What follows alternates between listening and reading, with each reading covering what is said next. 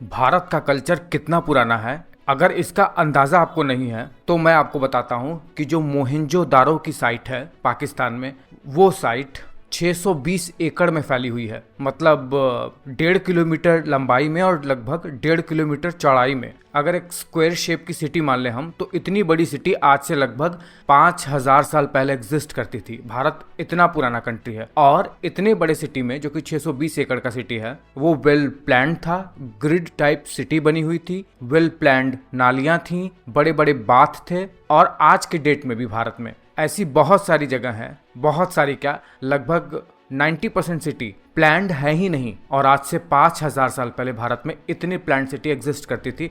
और अभी तो ट्रेलर है मात्र ये, अभी न जाने कितनी साइट अभी एक्सकेवेट होंगी, ऐसी इनको एक्सप्लोर करना है अभी। चलो बिल्कुल शुरुआत से जानते हैं इन चीज़ों को कि भारत में मनुष्य का आगमन कैसे हुआ, भारत में सिविलाइजेशन कैसे बिल्ट हुई है, और भारत में कितने अलग अलग प्रकार की जातियाँ रहती हैं। हैप्लो ग्रुप के परिप्रेक्ष्य में मैं बोल रहा हूँ कि भारत में कितने अलग अलग टाइप के हैप्लो ग्रुप वाले लोग रहते हैं। तो चलिए बिना समय गवाए इतनी महत्वपूर्ण जानकारी मैं आपको दे दूंगा बिल्कुल फ्री में, बहुत ही आसान से शब्दों में, और आपको बिल्कुल मज़ा आएगा ही आएगा।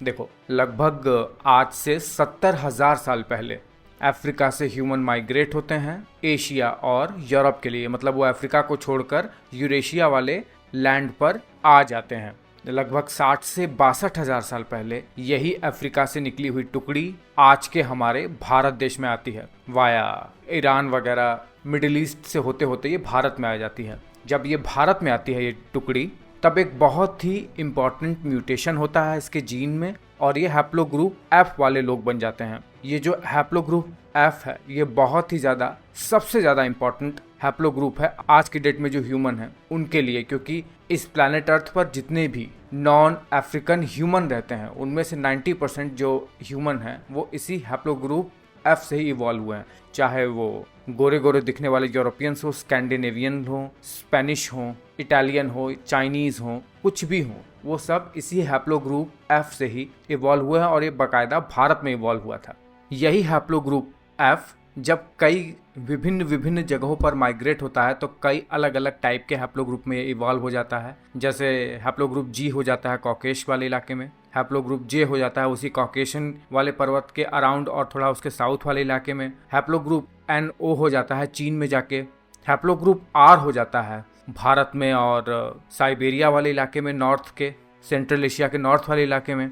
और ये भारत में एक बहुत ही इंपॉर्टेंट हैप्लो ग्रुप में इवॉल्व हो जाता है जो आज भी भारत में है, वो है हैप्लो ग्रुप एच। और ये हैप्लो ग्रुप एच इवॉल्व होता है आज से लगभग 50,000 साल पहले। ये हैप्लो ग्रुप एच आज भी आप भारत में देखोगे। ये हैप्लो ग्रुप एच आज भी भारत के लगभग हर जातियों में, हर एक ट्राइब में पाया जाता है। आदिवासियों में ये सबसे ज़्यादा पाया जाता है और कुछ उच्च जातियों में थोड़ी मात्रा में, लेकिन पाया ज़रूर जाता है। और कुछ मध्यम वर्ग के लोगों में और एससी कैटेगरी के लोगों में तो ये हायर लेवल पे पाया जाता है, बट ये पाया सब में जाता है। देखिए, इसी तरह भारत में कुछ और भी हैप्लो ग्रुप उस टाइम पर थे, जैसे haplo group C, haplo group D हो गया। और इसी हैप्लो ग्रुप एफ से ही, जो सबसे पुराना था, जो सभी का पिता है 90% नॉन अफ्रीकन ह्यूमन का, उसी से इवॉल्व हुए कुछ, जैसे हैप्लो ग्रुप एल, ये सब भी भारत में उस समय मौजूद थे या फिर मौजूद होने वाले थे लगभग 30-35 हज़ार साल के टाइमलाइन में। ये सब जो सारे के सारे पुराने लोग थे भारत में, ये haplo group H, haplo group C, haplo group D, ये सब वगैरह, इन सब को मिलाकर एक टर्म इवॉल्व किया गया और इन्हें कहा गया साउथ एशियन हंटर गैदरर। क्योंकि भारत एक बहुत ही इंपॉर्टेंट लैंड है ह्यूमन एवोल्यूशन के लिए। यहाँ पर बहुत सारी अलग अलग टाइप की जातियाँ आज से बहुत हजारों साल पहले से ही इस देश में रहती आ रही हैं। इसीलिए इन सब को मिलाकर कहा गया साउथ एशियन हंटर गैदरर, या फिर कहा जाता है इन्हें एंशियंट एंसेस्ट्रल साउथ इंडियंस। ये टर्म याद रखना, एंशियंट एंसेस्ट्रल साउथ इंडियन या फिर साउथ एशियन हंटर गैदरर। यही है वो बेजल लोग जो पूरे भारत को बसाने वाले हैं। ये पत्थरों के टूल का इस्तेमाल करते थे जानवरों की खाल उतारने के लिए, हड्डियों पर इस्तेमाल करने के लिए, जानवरों का शिकार करने के लिए और पौधों वगैरह को काटने के लिए। ये टूल बहुत छोटे छोटे होते थे पत्थरों के, नुकीले से। समय बीतता है, ये कई हजार साल तक पूरे भारत भर में इसी तरीके से फैलकर हंटर गैदरर की लाइफ जीते थे। जानवरों को मारते थे, उन्हें इकट्ठा करते थे, फिर खाते थे। ये कई हजारों साल तक चला था, लगभग 30-40 हजार साल तक। तब तक जब तक एक बहुत ही अलग किस्म के लोग, एक अलग जेनेटिकली और अलग कल्चरली लोग भारत में एंटर होते हैं ईरान के साइड से। ईरानियन पैस्टोरलिस्ट लोग, वो जो खेती करना जानते थे। मैंने आपको पिछले के वीडियोस में बताया है कि खेती की शुरुआत एनाटोलिया वाले रीजन से, जो आजकल का टर्की है, वहाँ से हुआ था लगभग 10 से 11 हज़ार साल पहले। वहाँ से खेती सीखकर एक बहुत ही distinct group, haplogroup J2 वाले भारत में आते हैं। आज के पाकिस्तान वाले इलाके में, बलोचिस्तान वाले इलाके में आते हैं और वहाँ पर खेती करना शुरू करते हैं। ये हैं ईरानियन पैस्टोरलिस्ट लोग, ईरानियन फार्मर भी कहते हैं इन्हें। भारत में इनकी एंट्री लगभग 10,000 साल पहले होती है, 10 से 11 हज़ार साल पहले इनकी एंट्री होती है। और ये आज के पाकिस्तान के बलोचिस्तान के मेहरगढ़ नाम के स्थान पर खेती करना शुरू करते हैं। ध्यान रखिएगा, ये मेहरगढ़ बहुत ही ज़्यादा इम्पोर्टेंट इलाका है। यहाँ पर इंडस वैली सिविलाइजेशन से भी 5,000 साल पहले, लगभग 5 से 4,000 साल पहले के भी मानव बस्ती के अवशेष मिलते हैं, जो ये बताता है कि ये प्रोटो हड़प्पन सिविलाइजेशन का पार्ट है। मतलब सिविलाइजेशन जो बिल्ट होने वाला है, इंडस वैली सिविलाइजेशन, उसके लिए ये बेस का काम करेंगे, उसके लिए ये आधार का काम करेंगे। कैसे? खेती लाकर। मेहरगढ़ की जो खोज है वो 1974 में एक फ्रेंच आर्कियोलॉजिस्ट ने किया था, जिनका नाम था जीन फ्रांसवा जैरिगे, और उनकी पत्नी भी साथ में थी। उन्होंने मिलकर इसकी जब खुदाई किया तो उन्हें यहाँ पर खेती के बहुत सारे अवशेष मिले, मिट्टी के बहुत ही प्लांट घर मिले वहाँ पर, और मिट्टी के कुछ बर्तन मिले, जो ये बताता था कि आज से लगभग 9,000 साल पहले दक्षिण एशिया में, मतलब भारत में ही, बहुत ही उन्नत किस्म की सभ्यताएं पहले से ही मौजूद थी। लगभग 10,000 साल पहले से ही था। लेकिन ऐसा नहीं है कि ईरान से आए हुए ईरानियन जो फार्मर थे बस वही खेती करते थे भारत में। आजकल का जो मॉडर्न प्रयागराज है, उसके बगल में मिर्ज़ापुर और उसके बगल में सोनभद्र, ये 3 बहुत ही इंपॉर्टेंट डिस्ट्रिक्ट हैं। यहाँ पर एक बहुत ही इंपॉर्टेंट नदी बहती है, बेलन नदी। इस बेलन नदी के आसपास भी ऐसे प्रमाण मिलते हैं जो ये बताता है कि यहाँ पर आज से लगभग 10,000 साल पहले चावल की खेती होती थी। ये बहुत बड़ी बात है। ऐसे आपको बता दूं, ये वाला जो इलाका है, प्रयागराज वाला, मिर्ज़ापुर वाला, ये सोनभद्र वाला, वो आज भी 2025 में भी पूरी तरीके से अनएक्सप्लोर्ड है। इसको अभी तक एक्सप्लोर्ड किया ही नहीं गया है। और ये जो बेलन नदी है, ये बहुत इंपॉर्टेंट है। यहाँ पर तो लगभग 20,000 25,000 साल पुराने मानव की एक्टिविटी के प्रमाण मिले हैं, लेकिन अभी तक इस पर कोई रिसर्च नहीं हुई है। बेलन नदी घाटी सभ्यता बहुत पुरानी हो सकती है भारत की, अगर इस पर खोज की जाए तो। फिलहाल ये अभी रिसर्च की बात है। तो अभी मैंने आपको ये बताया कि भारत में ईरान से आए हुए कुछ ईरानियन पैस्टोरलिस्ट या कहिए ईरानियन फार्मर ने मेहरगढ़ में पहली बार खेती करना शुरू किया। वो कई हजार साल तक, लगभग 1-2 हज़ार साल तक यहाँ पर खेती करते रहे। और वो जो भारत के मूल निवासी थे, एंशिएंट एंसेस्ट्रल साउथ इंडियन या फिर साउथ एशियन हंटर गैदर, उनके साथ मिक्स नहीं हुए। लेकिन धीरे धीरे ये भारत के पूर्वी भाग में भी बढ़ने लगे। और पूर्वी भाग में जब ये बढ़ने लगे तो वहाँ पर ये भारत के जो सबसे पुराने लोग हैं, उस समय भी 20-25 हज़ार 30 हज़ार साल से जो रह रहे थे आप लोग, ग्रुप H वाले साउथ एशियन हंटर गैदर, उनके साथ ये धीरे धीरे करके मिक्स होने लगे। समय बीतता गया, धीरे धीरे ये जो ईरानियन फार्मर थे, एंशिएंट एंसेस्ट्रल साउथ इंडियन थे, ये सब नदियों के किनारे आकर खेती करने लगे और धीरे धीरे गाँव को बसाने लगे। यही गाँव धीरे धीरे अब सभ्यता का रूप लेने वाला था। लगभग आज से 7000 BC से लेकर 3500 BC तक सिंधु नदी के आसपास बहुत सारे, एक नहीं बहुत सारे खेती वाले, कल्चर वाले साइट आज के डेट में हम ह्यूमंस को पता है। आपको एक बात बता दूं, कल्चर और सिविलाइजेशन में अंतर होता है।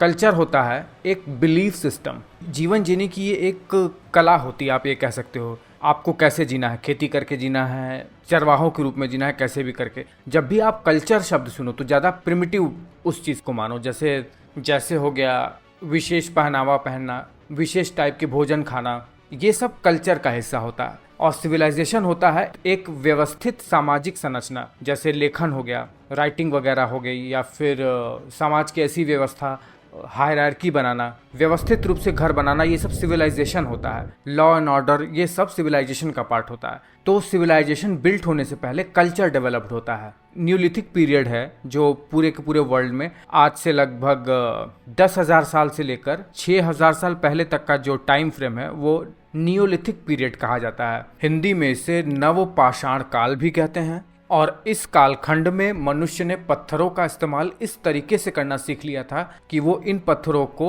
अपने हित के लिए बहुत अच्छे तरीके से इस्तेमाल कर सकते थे। इसके जरिए वो खेती बहुत ही आसानी से कर सकते थे, जो कि सबसे ज्यादा इंपॉर्टेंट चीज है। काटना, छीलना, ये सब तो बहुत ही अब कॉमन बात हो गई थी। हर शेप में वो पत्थरों से टूल बनाने लगे थे। और जब इस पीरियड का अंत होने वाला था, इस न्यूलिथिक पीरियड का, तो वो इसी स्टोन से ही व्हील का आविष्कार भी करने वाले थे। और पहली बार व्हील को वो मिट्टी के पॉटरी बनाने में इस्तेमाल करने वाले थे। कुल मिला के मैं आपको ये बताने वाला हूँ कि आज से 10,000 साल से 6,000 साल पहले जो चला न्यूलिथिक पीरियड, उसमें ईरान से आए खेती करने वाले किसान भारत में पहली बार मेहरगढ़ के इलाके में खेती करना शुरू कर दिए थे। इसके अलावा जो प्रोटो हड़प्पन कल्चर वाले साइट थे जहां पर भारत में खेती होने की शुरुआत हुई थी, उसमें राखी गढ़ी भी है, कालीबंगा है, उत्तर प्रदेश में कुछ कुछ जगहें हैं। इन सब इलाकों में खेती करना शुरू हो गए थे। कोट दीजी है, ये सब जगहों पर खेती शुरू हो गई थी। और ये लगभग आज से 10,000 से 6,000 साल पहले पहले चला। और यही जो ईरानियन फार्मर थे वो धीरे धीरे अब वेस्ट से भारत के ईस्ट वर्ल्ड पार्ट में बढ़ना शुरू हो गए थे। ये मैंने आपको पहले ही बता रखा है। और जब इनमें मिक्सिंग होती है तो एक बहुत ही उन्नत सभ्यता भारत में अब एवोल्यूट होने वाली थी। आज से लगभग 5,200 साल पहले, यानी आज से लगभग 3200 ईसा पूर्व, अब भारत के लोग, यही खेती करने वाले लोग, सिविलाइज्ड होने वाले थे। ये ऐसे नगर बनाने वाले थे, इतने बड़े बड़े नगर जहां पर ग्रिड पैटर्न में हाउसेस थे। घर के अंदर जाने पर भी वहां पर भी प्लांट रूम थे, नालियां थी, सड़क पर चलने के लिए छायेदार पेड़ लगाए गए थे, पानी की पूरी व्यवस्था थी, बड़े बड़े बाथ टब जैसे स्विमिंग पूल बनाए गए थे पब्लिक के लिए। और इन सब चीज की शुरुआत हुई कैसे? आखिर ये सब चीजें हम मनुष्यों को पता कैसे लगा? मतलब आज के हम जो इंडियंस हैं उन्हें ये बात पता कैसे लगी? देखिए, 1826 में एक x British army personnel Charles mason ने पूरे भारत का भ्रमण करने का सोचा। और वो भ्रमण करते करते आज के पश्चिम पंजाब वाले इलाके में एक गांव में जाता है, नाम है उसका हड़प्पा, सिंधु नदी के किनारे पर। वहां पर वो एक स्ट्रक्चर देखता है। उस स्ट्रक्चर को देखकर उसे ये लगता है कि ये राजा पोरस और अलेक्जेंडर के बीच जो युद्ध हुआ था उससे संबंधित कोई संरचना है। वो उसे एक पेपर पे उस संरचना का ड्राइंग बनाने लगता है। ये बात धीरे धीरे बाकी ब्रिटेन के लोगों को भी पता लगती है। और 1853 में अलेक्जेंडर कनिंघम नाम के एक व्यक्ति को इसी हड़प्पा वाले गांव में एक सील मिला, एक मोहर मिली, जिसके ऊपर एक बुल बना था। उस बुल के ऊपर उसका कुबड़, उसका हम्प नहीं निकला हुआ था। ये देखकर वो बहुत आश्चर्यचकित हुआ। ये देखकर उसके दिमाग में ये आया कि यहाँ पर एक बहुत प्राचीन सभ्यता भी हो सकती है। और 1861 में यही अलेक्जेंडर कनिंघम ने भारत की सांस्कृतिक धरोहरों को बचाने के लिए और उनका अध्ययन करने के लिए, उन्हें एक्सप्लोर करने के लिए आर्कियोलॉजिकल सर्वे ऑफ इंडिया का गठन करता है। बस धीरे धीरे ये बातें अब बाकी लोगों को भी पता लगने लगी। बट उतना इंटरेस्ट नहीं था लोगों का इस साइट के प्रति, क्योंकि उनको लगता था ये बहुत कोई पुरानी जगह नहीं थी। अलेक्जेंडर कनिंघम को ये लगता था कि जो सील पर बुल था, क्योंकि उसके ऊपर कुबड़ नहीं था, इसीलिए उसे ये लगता था कि ये बुल इंडियन बुल नहीं है, ये कहीं बाहर से सील आया होगा। इंडिया जैसे पिछड़े इलाके में इतनी उन्नत सभ्यता तो कभी हो ही नहीं सकती, उसे ऐसा लगता था। बट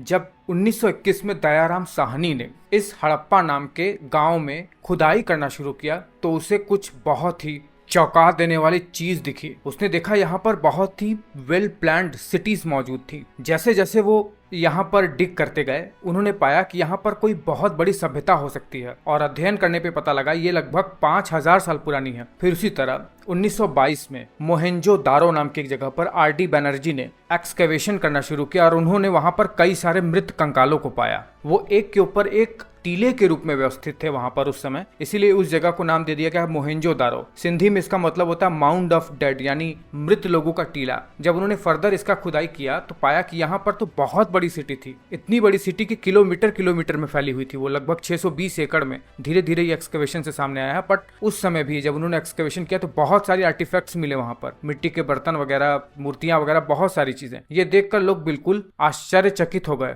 और अंग्रेजों के तो पैरों से जमीन ही खिसक गई मानो। उन्हें ये लगता ही नहीं था कि भारत कोई बहुत प्राचीन सभ्यता वाली जगह है। उन्हें तो इंडियंस बहुत ही नॉन सिविलाइज्ड और अनपढ़ टाइप के लगते थे। इन दोनों साइट्स पर लगभग 1930 तक एक्सकवेशन होता रहा एक अंग्रेज के नेतृत्व में, जिसका नाम था जॉन मार्शल। और क्या क्या चीजें मिली, चलिए पहले आपको ये बताते हैं। देखिए, सबसे पहला ये मिला है पशुपति सील। ये 1926-1927 के साल में मोहेंजोदारो साइट से मिली थी। ये आज के डेट में न्यू दिल्ली म्यूजियम में है, आप जाकर देख सकते हो, नेशनल म्यूजियम न्यू दिल्ली में जाकर इसे। दूसरा मिला है ये प्रीस्ट किंग की मूर्ति, जो कि इस समय national museum of Pakistan Karachi में है। ये भी मोहेंजोदारो से मिला है। तीसरा मिला है ये डांसिंग गर्ल, ये न्यू दिल्ली म्यूजियम में है, नेशनल म्यूजियम में, और ये भी मोहेंजोदारो से मिला है। चौथा आप देख सकते हैं अपने स्क्रीन पर, ये है सबसे महत्वपूर्ण चीज, स्वास्तिक का सिंबल। ये मिला है इंडस वैली सिविलाइजेशन से ही, मोहेंजोदारो साइट से मिला है। ये एकदम कमाल की बात है ना,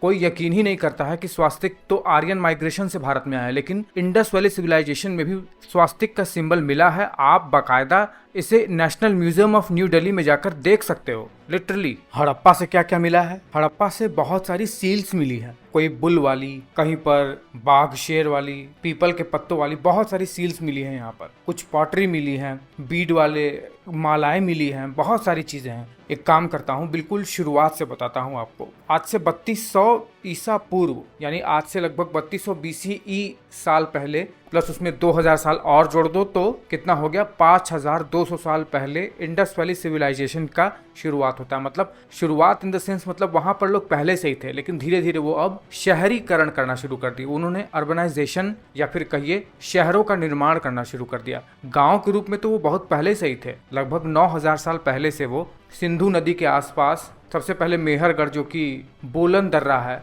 बलोचिस्तान में, वहां पर खेती किसानी की सबसे पहले प्रमाण मिलते हैं 9000 साल पुराने। लगभग 3-4 हजार 5,000 साल तक तो उस इलाके में सिंधु नदी के आसपास और उत्तर प्रदेश बिहार जैसे इलाकों में भी इसके प्रमाण मिले हैं कि आज से 9-10 हजार साल पहले इस भारत वाले पूरे भूखंड में खेती की शुरुआत हो गई थी, वो भी इंडिपेंडेंटली। लेकिन जो शहरीकरण होगा है, गांव से शहर की तरफ बढ़ना, नए नए शहर बनाना, वो आज से लगभग 5200 साल पहले से शुरू हो गया था। तो हड़प्पा काल का या फिर कहिए इंडस वैली सिविलाइजेशन का जो शहरीकरण का जो पहला फेज है, वो आज से लगभग 3200 ईसा पूर्व से लेकर लगभग 2600 ईसा पूर्व तक का है। इसमें धीरे धीरे ट्रांजिशन का पीरियड होता है और अर्बन टाउन का निर्माण होना शुरू होता है। तो अब चलिए इसके बारे में जानते हैं। तो ये जो इंडस वैली सिविलाइजेशन है, जिसे हड़प्पन सिविलाइजेशन भी कहते हैं, वो 3 फेज में बटा हुआ है। जो पहला फेज है उसे कहते हैं अर्ली हड़प्पन सिविलाइजेशन, जो कि आज से 3200 ईसा पूर्व से लेकर 2600 ईसा पूर्व तक चला था। और ये टेक्निकली ऐसा कहा जा सकता है कि ये एक ट्रांजिशनल पीरियड था। चाल्कोलिथिक एज,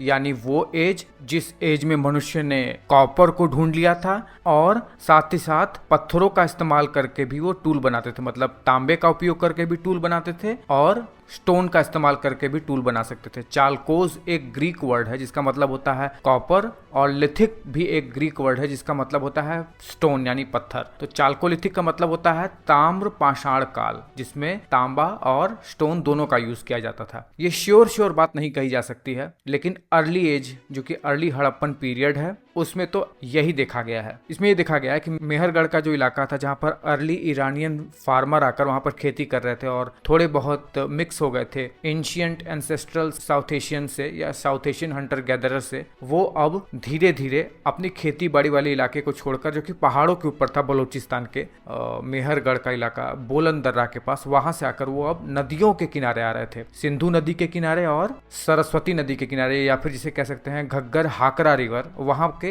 किनारे आने लगे। वहां पर वो बड़े बड़े गांव का निर्माण करने लगे, बहुत ढेर सारे पशुओं को पालने लगे। कॉटन की तो खेती बहुत पहले से ही हो रही थी मेहरगढ़ में, अब वो और ज्यादा अमाउंट में खेती करने लगे। वीट, बार्ली, मटर की खेती और खजूर उगाना, ये सब तो बहुत आम बात हो गई उस समय। और वो मिट्टी के बर्तनों पर तरह तरह की पेंटिंग करने लगे। क्योंकि उन्हें पहली बार कॉपर मिल गया था, इसलिए वो कॉपर का इस्तेमाल एज अ पेंट के रूप में करते थे मिट्टी के बर्तनों के ऊपर डिजाइन बनाने के लिए। और काली बंगन हो गया, कोट दीजी हो गया, बनावली हो गया, ढोलावीरा हो गया, लोथल हो गया, ये सब, या फिर भारत में कुणाल हो गया या फिर आमरी हो गया, ये सब अर्ली हड़प्पन साइट्स हैं। और जब कोट दीजी में यहाँ पर ह्यूमन आता है तो कोट दीजी एक ट्रांजिशनल पीरियड कहा जाता है अर्ली हड़प्पन साइड और मैच्योर हड़प्पन सिविलाइजेशन का। अब देखिए, लगभग 2600 ईसा पूर्व से लेकर आज से लगभग 1900 ईसा पूर्व तक इंडस वैली सिविलाइजेशन, यानी जिसे हड़प्पन सिविलाइजेशन कहते हैं, उसका मैच्योर पीरियड शुरू होता है। वो पीरियड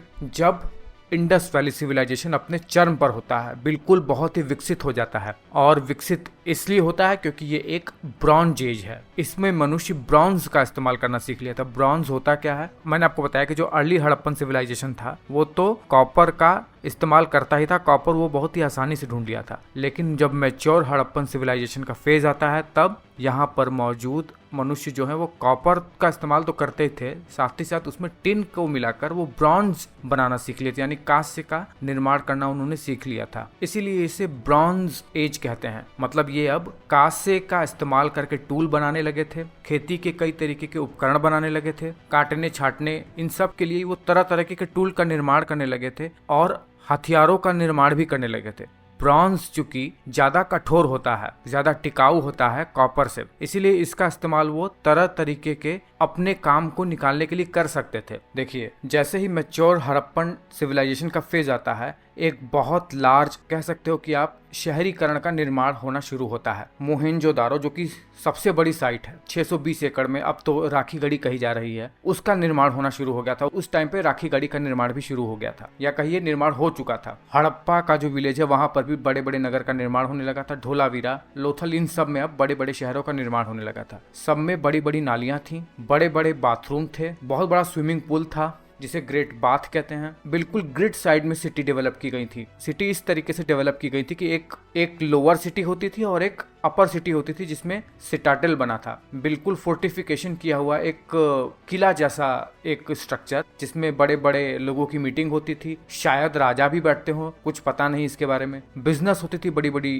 ट्रेड के अपॉर्चुनिटी वहां मिलते थे। और जो वर्कर टाइप के लोग थे या फिर जो नॉर्मल पीपल थे, जो आम लोग थे, वो लोग इस लोअर सिटी में रहते थे। सिटी के चारों ओर ऊंची ऊंची दीवार बना दी गई थी ताकि कोई भी जंगली जानवर ना आ सके और बाढ़ से सिटी को बचाया जा सके। इस लेवल की प्लानिंग उस समय होती थी। मूर्तियां बनाई जाने लगी, कांस्य की मूर्ति बनाई जाने लगी, जो कि आपको मिली है। डांसिंग गर्ल वगैरह, प्रीस्ट वगैरह जो मिले थे वो सब इसी फेज के ही हैं। मेसोपोटामिया में या फिर इजिप्शियन सिविलाइजेशन से ट्रेड होता था बार्टर सिस्टम के थ्रू। लापिस लजूली एक स्टोन है, उसके थ्रू ऐसा माना जाता है कि ट्रेड होता था उस समय। तुम मुझे चावल दो, मैं तुम्हें गेहूं दूंगा, ऐसा वाला जो बार्टर सिस्टम होता है। सामान के एक्सचेंज के बदले में 2 भेड़ दोगे तो 1 किलो चावल दूंगा। और जब भी ये ट्रेड करते थे तो सामान को मेजर करके देते थे। इनका एक मेजरमेंट सिस्टम भी था उस जमाने में। ये जो भी फसल उगाते थे उसको एक स्पेसिफिक जगह पर स्टोर करते थे। साथ ही साथ ये अपने प्रियजनों का अंतिम संस्कार करते थे। अभी शुरुआती रिसर्च में तो यही पता लगा है कि वो अपने प्रियजनों को दफनाते थे, क्रीमेशन करते थे, उत्तर में सिर करके दक्षिण की तरफ पैर करके उन्हें दफनाते थे। साथ ही साथ कुछ गहने वगैरह भी उनके साथ दफनाते थे। बहुत सारी जगहों पर, जैसे हरियाणा में बनावली हो गया, राखीगढ़ी हो गया, और राजस्थान में जो कालीबंगन हो गया, वहां पर हवन कुंड के प्रमाण भी मिलते हैं। पता नहीं हवन कुंड है कि नहीं, लेकिन हवन कुंड जैसा कुछ है वहां पर। धोलावीरा में भी एक बहुत ही विकसित सिटी देखने को मिलती है, जो कि बहुत ही प्लान्ड है, 3 फेजेस में बटी हुई है, मतलब 3 स्ट्रक्चरल डिफरेंसेस के साथ वो बनी हुई है। बहुत सारी बातें हैं मैच्योर हड़प्पन सिविलाइजेशन के बारे में। अगर बताने लगूंगा तो बहुत सारा टाइम बस इसी में ही वेस्ट हो जाएगा। तो अब हम जानते हैं जो इंडस वैली सिविलाइजेशन यानी हड़प्पन सिविलाइजेशन का जो तीसरा फेज है, जिसे कहते हैं लेट हड़प्पन सिविलाइजेशन, उसके बारे में जानते हैं, जो कि लगभग 1900 BCE से लेकर 1300 BCE तक ये चला था। इसमें इंडस वैली सिविलाइजेशन डिक्लाइन करने लगी थी, मतलब धीरे धीरे इंडस वैली सिविलाइजेशन का अब अंत होने वाला था। ये वो टाइम है। अब हिस्टोरियंस का और आर्कियोलॉजिस्ट का अलग अलग मत है इस बात पर कि ये जो इतनी पुरानी सभ्यता थी वो डिक्लाइन कैसे हुआ। क्योंकि इसका जो डिक्लाइन पीरियड है वो 1900 BCE से लेकर 1300 BCE तक चला था। मतलब साफ साफ ये बात बताता है कि इसका जो डिक्लाइन हुआ है वो ग्रेजुअली हुआ है, बिल्कुल अचानक से नहीं हुआ है। सबसे ज्यादा सबसे प्रचलित जो मत है वो है बाढ़ का। क्योंकि ये जो सारी की सारी सभ्यताएं थी मोस्टली वो नदियों के किनारे थी, जैसे रावी हो गया, सतलज हो गया, सिंधु नदी हो गई या उसकी सहायक नदियां हो गई, उसके किनारे थी, इसीलिए यहाँ बाढ़ बहुत आते थे। तो चूंकि बाढ़ बहुत आती थी इसलिए ये लोग अपने कल्चर को सरवाइव नहीं कर पाए, या कहिए सिविलाइजेशन को यहाँ पर। दूसरा है कोई बहुत बड़ी प्राकृतिक आपदा जैसे भूकंप वगैरह। तीसरा है, वो भी बहुत प्रचलित है, कोई भयानक बीमारी जैसे मलेरिया हो गया, कॉलेरा हो गया, ये सब बीमारियां फैल गई जिसके वजह से ये सिविलाइजेशन कोलैप्स कर गई। और चौथा है जो कि बिल्कुल बेसलेस मुझे लगता है, मुझे क्या लगता है, बल्कि जो नए नए जेनेटिसिस्ट हैं या फिर आर्कियोलॉजिस्ट हैं वो सब यही बताते हैं कि ये चौथा कारण तो कदापि नहीं नहीं हो सकता है, वो है आर्यन इन्वेजन या फिर आर्यन माइग्रेशन थियरी। ये जो आर्यन इन्वेजन या फिर आर्यन माइग्रेशन थियरी है, इसका कहना यह है कि आज से लगभग 3,500 साल पहले, मतलब आज से 1500 BCE पहले सेंट्रल एशिया से एक गोरे लोगों की टुकड़ी आई जिन्हें आर्यंस कहते हैं। वो अपने साथ संस्कृत भाषा लाए, घोड़े लाए, रथ लाए, बहुत सारी चीजें लाए और उन्होंने इन इंडस वैली सिविलाइजेशन को मार दिया और यहाँ पर अपने कल्चर को स्टैब्लिश किया। इससे पहले अंग्रेजों का ये कहना है कि भारत में इतना दम नहीं था कि वो कोई बहुत बड़ा काम कर सकें। भारत के लोगों में इतना दम ही नहीं कि यहाँ पर गोरे लोगों की स्किन पहले से ही मौजूद हो, और भारत की भूमि भी ऐसी नहीं कि यहाँ पर घोड़े नहीं। बट जो रिसेंट स्टडीज हैं, जो अभी भारत के आर्कियोलॉजिस्ट कर रहे हैं पिछले 10-15 साल में, चाहे राखी गढ़ी के जो आर्टिफैक्ट्स मिले हैं या जो भी चीजें मिली हैं, कंकाल वगैरह, उससे तो यही पता चलता है कि आर्यन इन्वेजन जैसी कोई थ्योरी पॉसिबली हो ही नहीं सकता, क्योंकि हड़प्पन सिविलाइजेशन में मिले जो भी फॉसिल हैं और आर्यन इन्वेजन थ्योरी की जो बातें बताई जा रही है जिससे में आर्यन यहाँ पर आए होंगे, वो टाइम फ्रेम मैच नहीं कर रहा है। तो युद्ध के थ्रू इसका जो पतन होना ये बिल्कुल नामुमकिन सा दिख रहा है। और रिसेंट में जो राखी गढ़ी के जो आर्कियोलॉजिस्ट हैं उनका तो ये भी कहना है कि वो भी कुछ साल के अंदर ही ये साबित कर देंगे कि जो जीन अंग्रेज ये कहते हैं कि सेंट्रल एशिया या यूरोप की जीन है, R1A1 जीन, वो बाकायदा इंडिया में इवॉल्व हुई है। बाकायदा वो इंडिया की, साउथ एशिया की नेटिव जीन है और इसको लेकर वो कुछ साल के अंदर इसका एक रिसर्च पेपर भी लाने वाले हैं। तो देखते हैं आगे। लेकिन इंडस वैली सिविलाइजेशन का जो पतन है उसके बारे में अभी भी बहुत सारा मतभेद है। ये जो शब्द है इंडस वैली सिविलाइजेशन का पतन, इसका मतलब ये नहीं कि सिविलाइजेशन कोलैप्स कर गई, अब वो लोग हैं ही नहीं, बिल्कुल नहीं। इसके कहने का मतलब ये है कि इंडस वैली सिविलाइजेशन का जो मैच्योर पीरियड था, जो बड़े बड़े शहर बना रहे थे लोग, वो धीरे धीरे पतन की तरफ बढ़ गए और लोग धीरे धीरे दोबारा से ग्रामीण वाली सभ्यता का निर्माण करने लगे। और इसके बहुत सारे प्रमाण भी मिलते हैं कि इंडस वैली सिविलाइजेशन के लोग ही ग्रामीण कल्चर का निर्माण करना शुरू कर दिए थे और बाकायदा इसे जेनेटिकली भी प्रूव किया गया है। तो जब इंडस वैली सिविलाइजेशन का जो अर्बनाइजेशन है वो अब धीरे धीरे गिरने लगा, तो फिर कौन कौन से कल्चर आए हैं? देखिए, सबसे पहले ये जो उत्तर पंजाब वाला इलाका है, वहां पर अब सिमेट्री एच कल्चर नाम का एक संस्कृति डेवलप्ड होने लगी। यहाँ पर जो मोहनजोदड़ो वाला इलाका है वहाँ पर झुकार नाम का कल्चर डेवलप होने लगा। यहाँ गुजरात में रंगपुर का कल्चर डेवलप होने लगा जैसे ये इंडस वैली सिविलाइजेशन अपने कोलैप्स पर आने लगी। और सबसे ज्यादा इंपॉर्टेंट बात, इसी टाइम फ्रेम में ही जो अपर गैंगेटिक प्लेन है, गंगा यमुना का दोआब वाला क्षेत्र, मेरठ हो गया, गाजियाबाद हो गया, मथुरा वाला, आगरा वाला और ये जो कानपुर के बीच वाला जो इलाका है, वहां पर एक नए कल्चर को ढूंढा गया है। वो है ऑक्रे कलर्ड पॉटरी कल्चर। ये जो कल्चर है, मैंने बताया कि अपर गैंगेटिक प्लेन और जो गंगा यमुना का दोआब है वहां पर स्टैब्लिश हुआ। इसमें जो है ऑक्रे कलर, जो कि रेड का ही एक टाइप है, उस कलर के पॉटरी बनते थे। ये जो मैंने आपको कल्चर बताया है लेट हड़प्पन सिविलाइजेशन के, चाहे वो सिमेट्री एच कल्चर हो, रंगपुर का हो, जुकार कल्चर हो और इंक्लूडिंग मान लो ओक्रे कलर्ड पॉटरी कल्चर है, ये सब 2000 BCE से लेकर लगभग 1500 BCE तक चले थे। जैसे सिमेट्री एच जो कल्चर है, इसमें एक एच टाइप का कब्र मिला है यही हड़प्पा के आसपास, तो इसीलिए इसे सिमेट्री एच कल्चर का नाम दे दिया गया है। इसमें दरअसल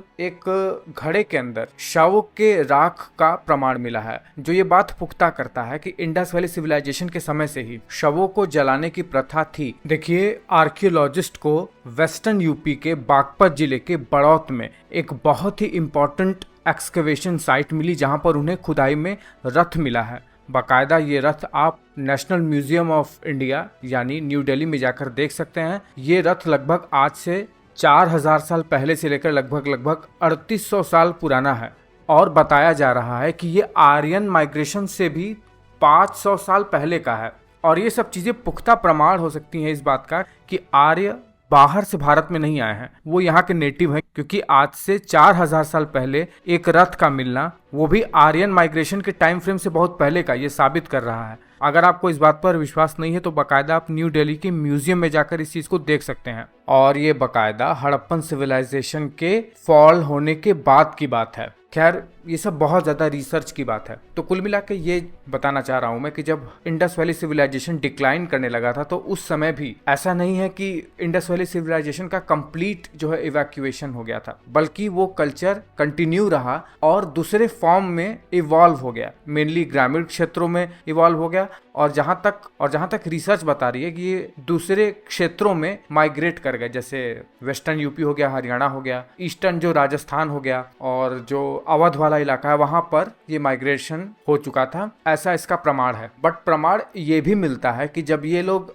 गैंगेटिक प्लेन में आए तो वहां पर भी गंगा और यमुना के मैदानों में फ्लड आते थे, इसलिए वो लोग बहुत ज्यादा समय तक किसी एक स्थान पर रहकर 100 साल से ज्यादा के समय पर रहकर वो कहीं पर भी कल्चर डेवलप नहीं कर पाए थे, सिविलाइजेशन डेवलप नहीं कर पाए थे, और ये मेनली बाढ़ के वजह से हुआ था। तो इतना हम जान गए कि इंडस वैली सिविलाइजेशन के बाद भी जो लेट हड़प्पन सिविलाइजेशन, उस समय भी लोग थे, उसी कल्चर में जीते थे और ये बाकायदा इंडस वैली सिविलाइजेशन के लोग ही थे। अब थोड़ा हम ये जान लेते हैं कि 1500 BCE के बाद हमारे देश में हुआ क्या और अंग्रेजों ने मनगढ़ंत कहानी क्यों बनाई है भारत को लेकर। उन्हें इस बात का भरोसा क्यों नहीं है कि भारत जैसे क्षेत्र में गोरे लोग हो सकते हैं और ज्यादा सिविलाइज्ड होकर रह सकते हैं और बहुत पुराने हो सकते हैं। देखिए, अंग्रेजों का एक मनगढ़ंत कहानी है कि आज से लगभग 1500 BCE साल पहले सेंट्रल एशिया से, ब्लैक सी के उत्तर से कुछ घुड़सवार लोग जो कि गोरे गोरे थे वो भारत में एंटर करते हैं वाया ईरान के रास्ते। अब उन्होंने इंडस वैली सिविलाइजेशन को मारा कि नहीं मारा, उनसे युद्ध किया कि नहीं किया, इसके कोई प्रमाण 100% नहीं मिले हैं। उनका जो माइग्रेशन हुआ वो भारत में नई जीन लेके आया, R1A1 जीन, और वो बहुत थोड़े से थे। उन्होंने ही भारत में हिंदुइज्म लाया, ऋग्वेदिक कल्चर लाया और जितने भी एडवांस किस्म के जो कहानियां, कथाएं, मंदिर बनाने की जो कलाएं, वो सब भारत में बाहर के लोगों ने लाया, विशेषकर से यूरेशियन लोगों ने लाया, गोरे लोगों ने लाया, और भारत के लोकल लोगों में तो इतना दम कभी था ही नहीं, ऐसा ब्रिटिश लोगों का मानना था। पहले एक बार हम इस थियरी को देखते हैं, फिर आगे की हम बात समझते हैं। देखिए, ये थियरी कहती क्या है? ये थियरी ये कहती है कि आज से लगभग 5300 साल पहले, मतलब आज से लगभग 3300 BCE साल पहले, एक बहुत ही यूनिक कल्चर इवॉल्व हुआ कैस्पियन सी और ये जो ब्लैक सी है इसके नॉर्थ में। ये स्टेपी के घास के मैदान है जहाँ बड़े बड़े पेड़ नहीं होते हैं, बिल्कुल चिकनी जमीन होती है, उसमें घास उगी हुई रहती है। ये जो जमीन है ये कैटल्स को पालने के लिए बहुत ही उपयोगी होती है। यहाँ पर शीप, बकरियां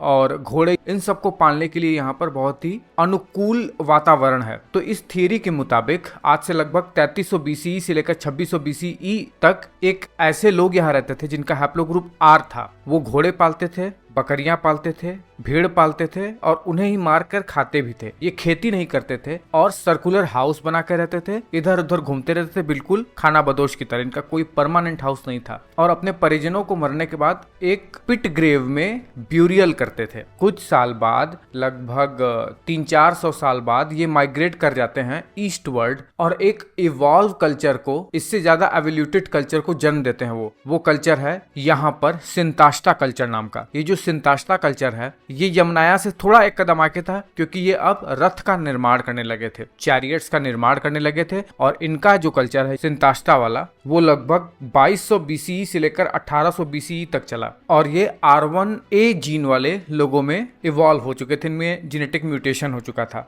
फर्दर 300-400 साल बाद, ये बहुत ज्यादा नहीं टिकते थे, तो 300 या 400 साल बाद ये फिर से वहां से साउथवर्ड माइग्रेट होते हैं और एक नया कल्चर फिर से इवॉल्व करते हैं, थोड़ा ज्यादा एडवांस। वो था एंड्रोनोवो कल्चर, जो कि आज का सेंट्रल एशिया वाला इलाका है, किर्गिस्तान, कजाकिस्तान, साउथ कजाकिस्तान, ये सब वाला इलाका। ये जो कल्चर है एंड्रोनोवो कल्चर, ये लगभग 2000 BCE से लेकर 900 BCE तक चला था। अब इस थ्योरी का ये कहना है कि लगभग आज से 1500 ईसा पूर्व, यानी लगभग 3500 साल पहले, इन्हीं एंड्रोनोवो कल्चर में से एक टुकड़ी जाती है ईरान की तरफ और एक टुकड़ी आती है भारत की तरफ। भारत में ये आर्य कहलाए। भारत में आने के बाद इन्होंने संस्कृत लैंग्वेज को लाया, भारत में नए कल्चर को लाया, अपनी पॉटरी स्टाइल। मेनली ऐसा कहा जाता है कि ग्रे पेंटेड जो पॉटरी थी, ग्रे पेंटेड वेयर कल्चर, वो आर्यंस ने लाया था। जो जेनेटिक्स है, R1A1 जीन, गोरे लोगों का आगमन पहली बार भारत में यही लोग लाए थे। संस्कृत लैंग्वेज इन्होंने ही लाया। शवों को जलाना,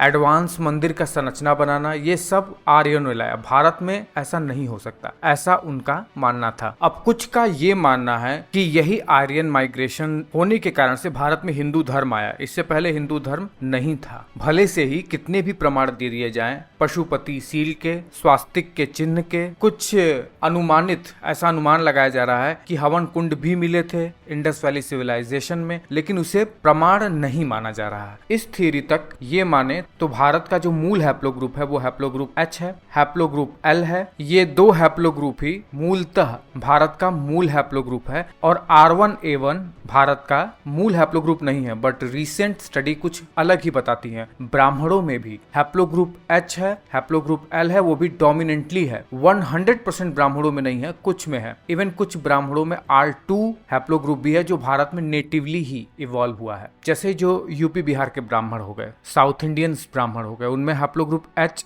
ज्यादा प्रेवलेंट है। और पंजाब, हरियाणा और जो वेस्टर्न यूपी है उनमें ही ज्यादातर R1A1 देखा गया है। कुछ रीसेंट स्टडी तो ये बताती हैं कि भारत में जो बाहरी आक्रमण हुए भी हैं वो लगभग 500 से 600 BCE के टाइम में है। मतलब जिस समय बुद्धिज्म और जैनिज्म ये सब फैल रहा था, ये जब इनका जन्म हुआ था महात्मा बुद्ध का या फिर महावीर का, उस समय आक्रमण हुए थे, मेनली शकों का आक्रमण। अब ये बातें कितनी सही हैं ये तो अब स्टडीज ही बताएंगी। आने वाले 10 सालों में स्टडीज क्या कहती हैं ये देखना बहुत इंपॉर्टेंट है। लेकिन अभी तक जितना मैं वीडियो बना चुका हूँ उसके अनुसार भारत में मैं कौन कौन से हैप्लोग्रुप आपको बता चुका हूँ, हैप्लोग्रुप H और हैप्लोग्रुप L। हैप्लोग्रुप L का आना थोड़ा सा अभी ठीक क्लियर नहीं है, लेकिन ये महाराष्ट्र में और गुजरात में ज्यादा पाए जाते हैं हैप्लोग्रुप L वाले लोग। और इंडस वैली के अर्बन लोगों का हैप्लोग्रुप भी मे बी हैप्लोग्रुप L ही था, बट जो ancient ancestral South Indian gene है उसमें हैप्लोग्रुप L का शायद नाम उतना नहीं आता है, कहीं कहीं आता है, कहीं कहीं नहीं आता है। Ancient ancestral South Indian gene में हैप्लोग्रुप H का ही नाम आता है, जो कि ज्यादातर आदिवासी लोग हैं, दलित लोग हैं और साउथ इंडियंस है, उनका ही नाम है। और हैप्लोग्रुप R1A1 ये मैंने आपको भारत में बता दिया है। और चूंकि ईरानियन